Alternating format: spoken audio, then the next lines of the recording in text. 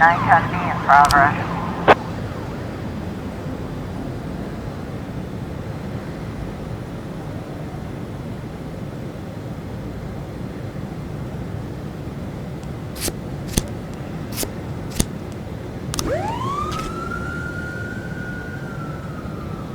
Looks like we have a situation here.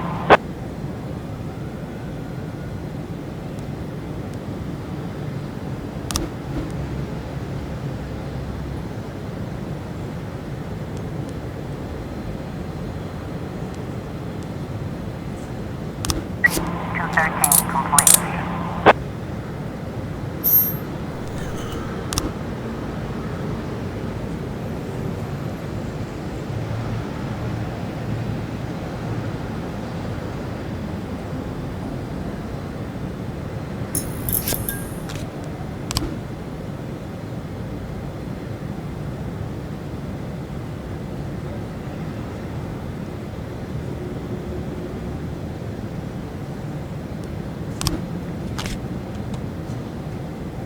410B in progress.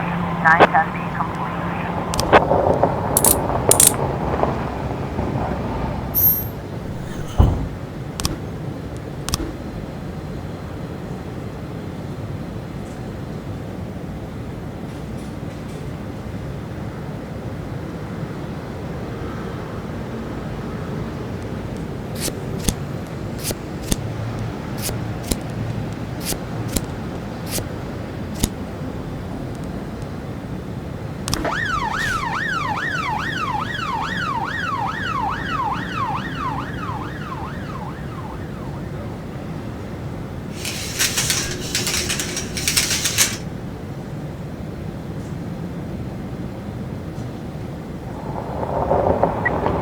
I was trying to raise 10-1, Sergeant Hotspot.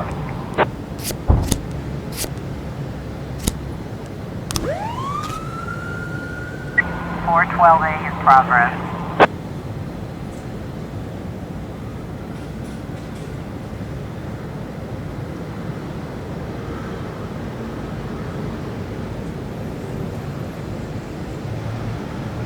Four ten B complete.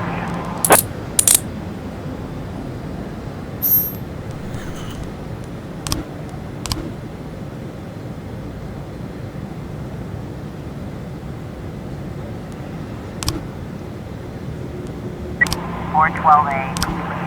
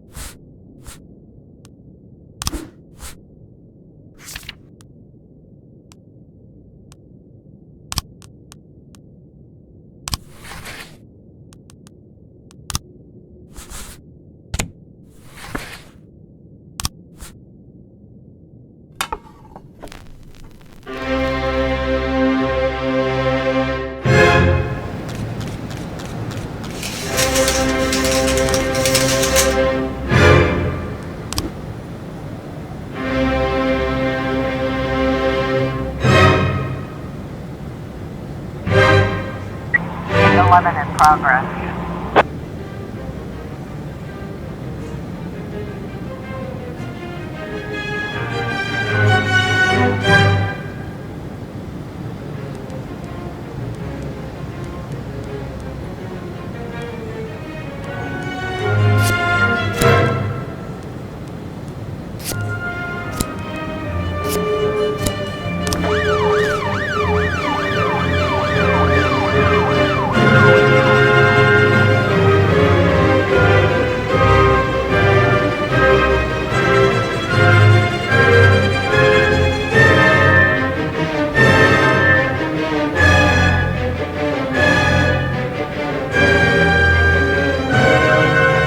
Officer on scene.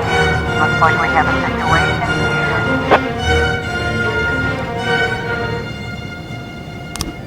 811 complete.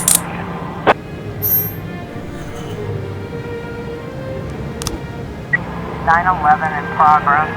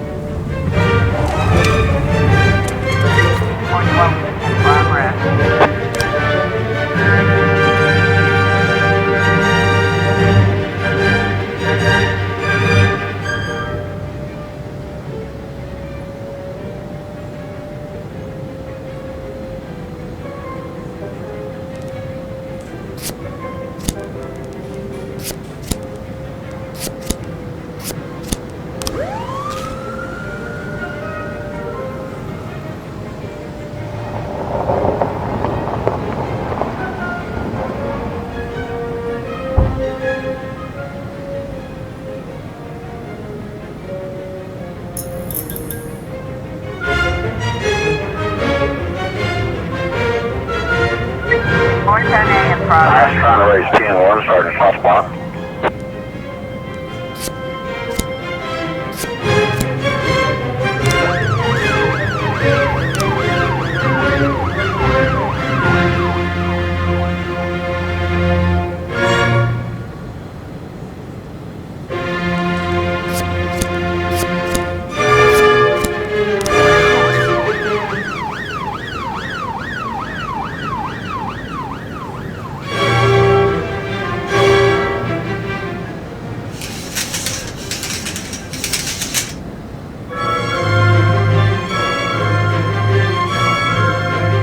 Got a situation here.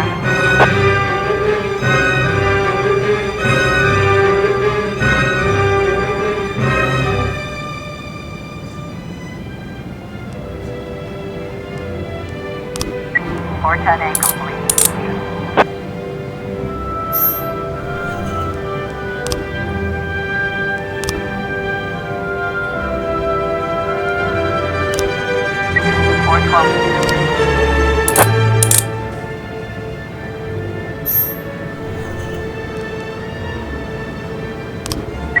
910 in progress.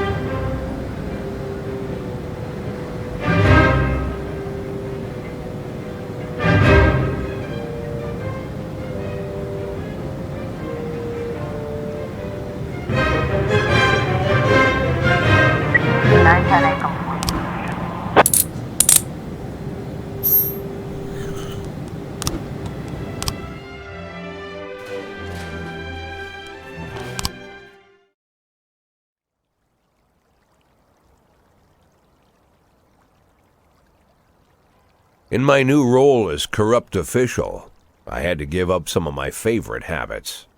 I couldn't turn off my phone when my head ached. Couldn't sleep till noon on Saturday and let the rest of HQ take up the slack. No more days off to go fishing. But my weekly visit to the Old Colony Club was more like tradition. One night a week, I absorbed cigar smoke, the vague smell of alcohol, the stench of urine, all mixed with toxic levels of old drunken belches.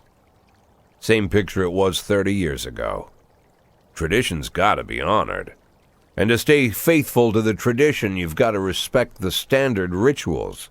When you're about to roll out of the club, you need to take a deep breath and count to 100. If your stomach doesn't do a backflip, you should be good to make it home. This time I only got up to 60. I was interrupted. Why? You look even better than you do on TV. There's nothing more impolite than approaching people in the alley at the Old Colony. This is the most private place in the city. All who enter here dirty their shoes with the most elite stream of vomit in Freeburg. This asphalt has been blessed by judges, lawyers, artists, businessmen, and all our politicians. Takes a lot of balls to crash the party. My head was a drunken haze, but I knew who he was. A cartoon gangster suit straight out of Dick Tracy. Fancy voice, fruit cologne, sassy strut. That's how the newspapers described Vikas Varga, rising star in Freeburg's criminal underworld. He appeared out of nowhere, and with the support of the local punks, Varga broke all the old rules of organized crime. He killed those who could not be killed, traded what could not be traded, and robbed those who could not be robbed. In just a single month, this man had gathered an incredible amount of power. He's been called everything from a clown to a madman to a criminal genius, and more often than not, he's called a low-class upstart short on ideas. But if Vargas was one of the old crime bosses, he'd have been cut into pieces and fed to the river. Look past this guy's arrogance, and there's something about him. The city is still deciding what to do with him. Meanwhile, he's burning down the houses of old city mobsters. Not the best time to talk, Mr. Varga. Oh, you know my name. I'm flattered, although not very surprised, to be honest. I might be a little short on manners. Like they say in your fair city, with the right manners, you can go anywhere. Well, I don't want to go anywhere. I want to stay right here. Even the criminal world needs manners, Mr. Varga. And one of them is this: don't interfere with a drunken cop who's trying to take a shit and puke at the same time. Oh, you exaggerate. But is Freeburg always so gentle with its officers? You've been a bit roughed up lately. I see you already know Freeburg quite well, Mr. Varga.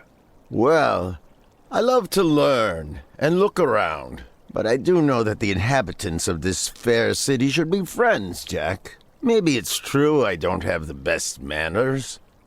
After all, it's only polite for friends to share their phone numbers.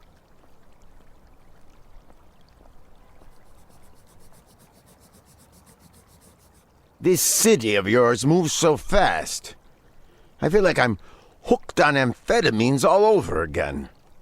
You wake up in the morning full of ideas, and by nightfall, you've all had each other killed. So don't wait too long to call. I don't mind if you're drunk. It's all the more fun. I'll be stoned myself, most likely. Hell, I'm a little stoned right now. It's the only way to live in this place. I like your city, Jack. I'm here to stay. If it weren't for the phone number written on my arm, I probably wouldn't have remembered the conversation in the morning. But there was no reason to worry. I'd be getting a reminder soon.